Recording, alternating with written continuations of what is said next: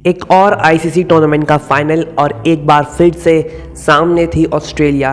सब सोच रहे थे कि 2003 वर्ल्ड कप का फाइनल उसका रिवेंज इंडियन टीम लेगी। एंड कल जो लॉस इंडियन टीम की हुई है वो बहुत ही हार्ट ब्रेकिंग थी। एंड कल का जो लॉस इंडिया की हुई है ना, वो एक ऐसी लॉस हुई है जिसके बाद अब बहुत मुश्किल है कि किसी एक पर्टिकुलर प्लेयर को हम ब्लेम करें कि केएल राहुल ने स्लो खेल दिया, सूर्य ने रन नहीं बनाए, शमी ने रन्स दे दिए, बुमराह ने रन्स दे दिए। It is very hard two point out कि किसी एक प्लेयर की वजह से हम हारे, कि इवन किसी एक स्ट्रेटजी की वजह से हम हारे। It is very difficult two point out. दिल तो टूटे हैं फैंस के, ऑब्वियसली टूटे हैं, सबको बुरा लगा है। बट आज की वीडियो में हम बात करेंगे ऐसे 5 पॉइंट्स की जिनकी वजह से इंडिया ये फाइनल कल हारा है। तो सबसे पहला जो पॉइंट है वो है पैट कमिंस।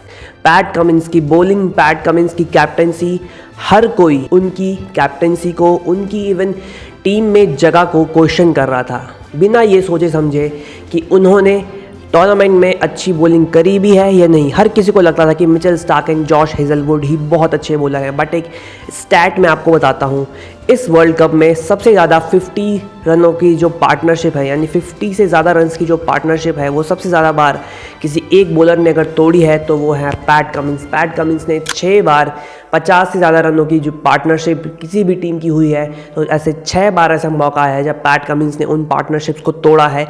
कल भी पैट कमिंस ने वही किया। सबसे पहले तो उनकी कैप्टनसी की तो मैं बाद में बात करूंगा। उन्होंने जो बॉलिंग करी है, सिर्फ 34 रन 10 ओवर के अंदर दिए हैं, 2 बहुत ही क्रूशल विकेट्स लिए और बहुत ही इंपॉर्टेंट स्टेजेस पे वो विकेट्स लिए। श्रेयस अय्यर को उन्होंने पहले आउट किया, और श्रेयस अय्यर का आउट होना ऑस्ट्रेलिया के लिए इसलिए भी इंपॉर्टेंट था बिकॉज उसी टाइम पे रोहित शर्मा का भी विकेट गिरा था। एंड अब वो टाइम आने लगा था जब स्पिनर्स को अच्छे से, यानी एडम जैम्पा को इंट्रोड्यूस करना था पैट कमिंस को। तो अगर श्रेयस अय्यर टिके होते तो भले ही वो शुरू में 10, 20, 30 बॉलों तक टाइम लेते, लेकिन उसके बाद जब वो स्पिनर्स को अटैक करना स्टार्ट करते हैं तो he just completely demolished any spin attack of any team. So Shreyas Iyer का वहाँ पे विकेट मिलना ऑस्ट्रेलिया के लिए बहुत ज़रूरी था।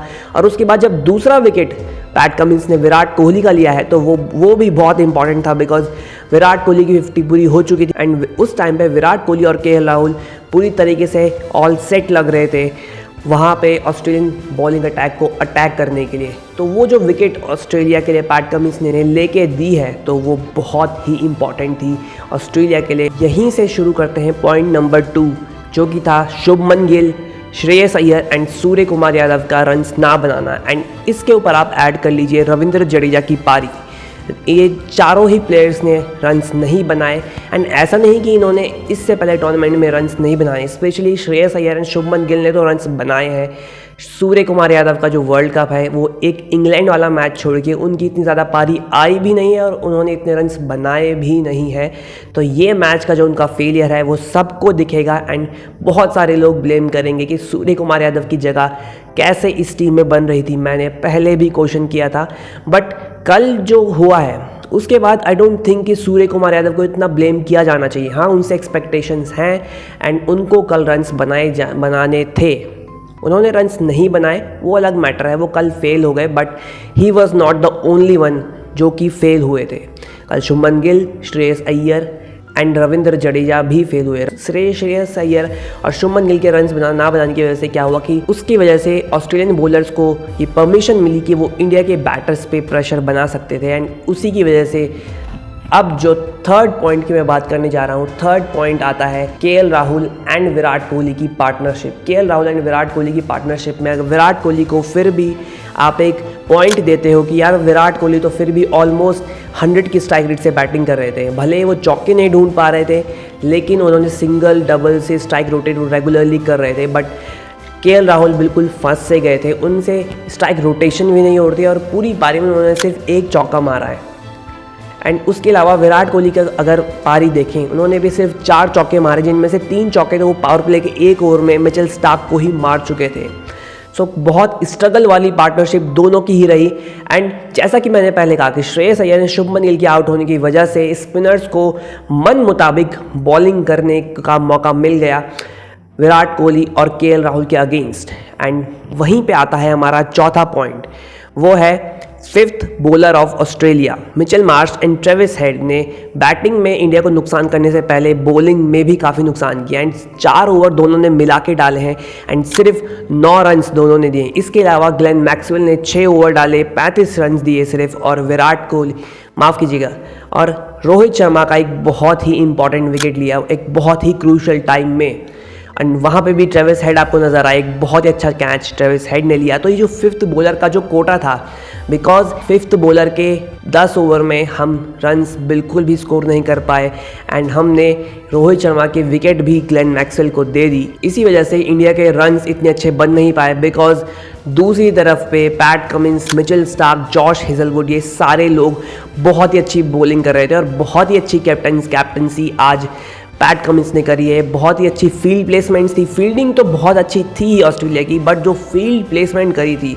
यानी कि अगर शॉट्स मार भी रहे थे इंडिया के बैटर्स तो ऐसी ऐसी जगह फील्ड प्लेसमेंट हुई थी कि सिंगल बहुत ही मुश्किल से इंडिया के बैटर्स को मिल पा रहे थे।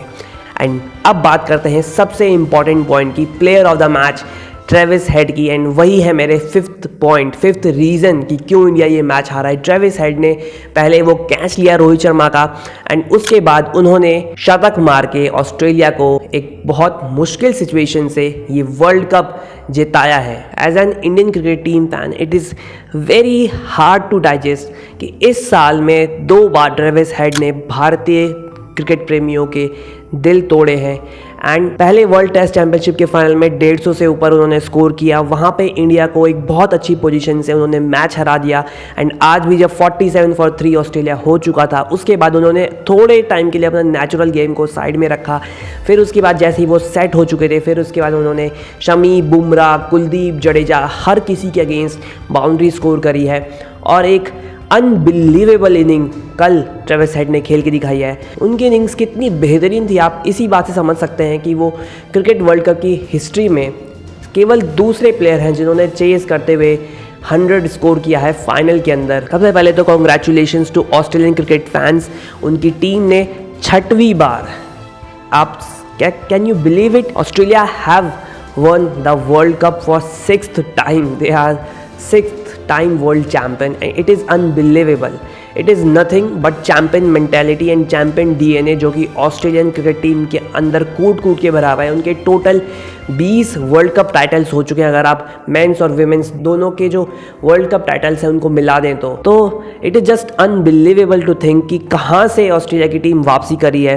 इंडिया एंड साउथ अफ्रीका से ये पहले 2 मैच हारे, लेकिन सेमीफाइनल पहले साउथ अफ्रीका को हराया एंड फाइनल इन्होंने इंडिया को हरा के एक फुल सर्कल पूरा किया।